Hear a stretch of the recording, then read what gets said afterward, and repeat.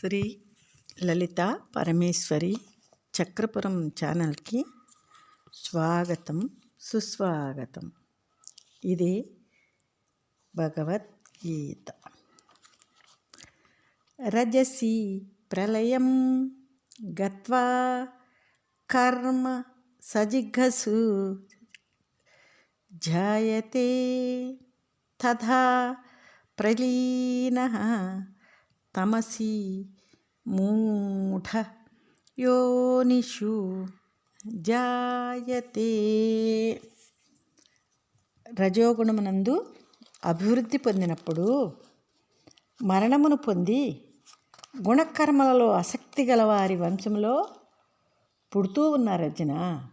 అలాగే తమో గుణమునందు అభివృద్ధిని పొంది మరణించిన వాడు మూడుల గర్భాల్లో పుడుతున్నాడు అర్జున. కర్మణః సుకృతస్య ఆహుః సాత్వికం నిర్మలం ఫలం, రజసః తు ఫలం దుఃఖం అజ్ఞానం, తమసః ఫలం. లౌకికముగా సరిగ్గా ఆచరింపబడిన సత్వగుణ సంబంధమైన లౌకిక కర్మకు లౌకిక సుఖము ఫలము కానీ, రజోగుణము యొక్క పూర్తి దుఃఖము ఫలము, తమో గుణము యొక్క పూర్తి అజ్ఞానము ఫలము అంటారు.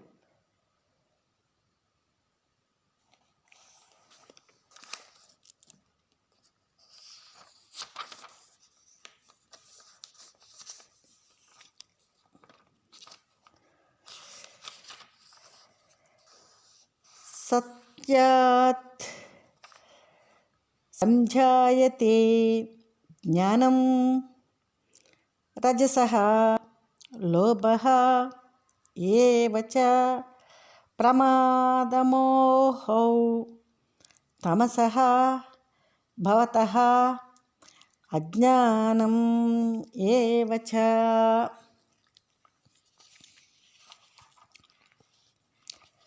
సత్వగుణం వలన లౌకిక జ్ఞానం కలుగుతూ ఉన్నది అర్జున. రజోగుణం వలన ఆకాంక్ష కోరిక కలుగుతూ ఉన్నది. తమో గుణం వలన అనాలోచితము మూర్ఖత్వాలు కలుగుతూ ఉన్నాయి.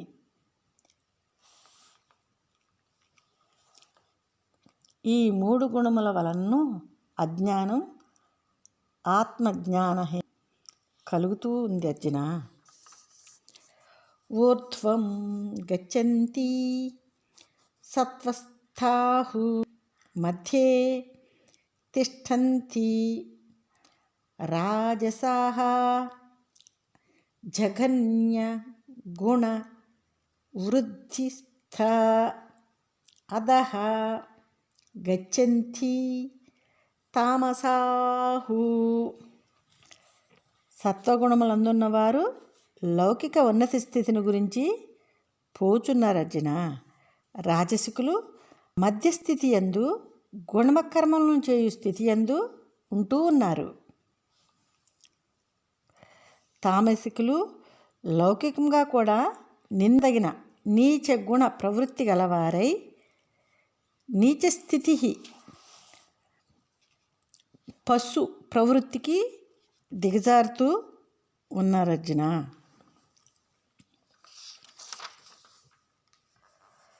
నా అన్యం గుణేభ్యః కర్తారం యథా ద్రష్ట అనుపశ్యతి గుణభ్యేః చ పరం వేత్తి మద్భావం సహ అధిగచ్చతి.